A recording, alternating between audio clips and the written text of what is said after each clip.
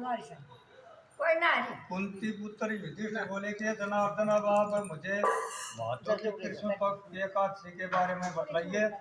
उस एकादशी का नाम तथा उसकी विधि क्या है, सो सविस्तार पूर्वक कहिए।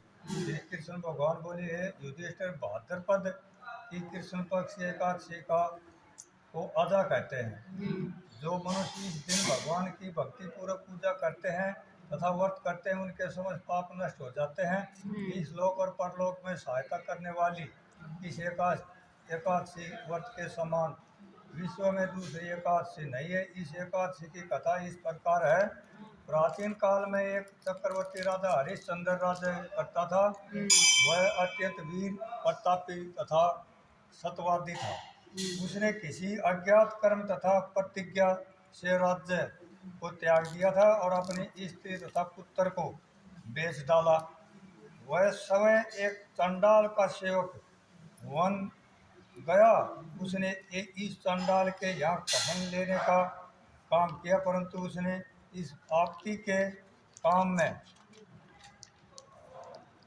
सत न छोड़ा। जब इस प्रकार रहते हुए उनको बहुत वर्ष व्यतीत हो गए तो उसने अपने इस नीच कर्म का बड़ा दुख हुआ और इससे मुक्त होने का उपाय खोजने लगा।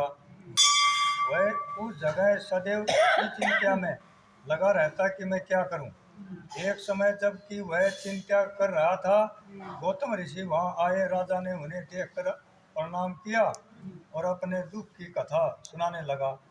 महर्षि गौतम राजा के दुख से पूर्ण वाक्यों को सुनकर अत्यंत दुखी हुए और राजा से बोले कि हे राजन, भादों के कृष्ण पक्ष की अजा एकादशी होती है।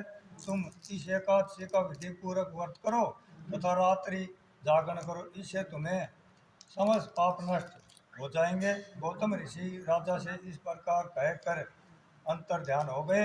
हे राजन, यह सब अजा एकादशी के व्रत का प्रभाव था। जो मनुष्य इस व्रत को विधि पूर्वक करते हैं तथा रात्रि जागरण करते हैं, उनके समस्त पाप नष्ट हो जाते हैं और अंत समय में स्वर्ग को जाते हैं। इस एकादशी की कथा के श्रवण मात्र से ही अश्वमेध यज्ञ का फल मिलता है। बोलो ग्यारस माता की जय।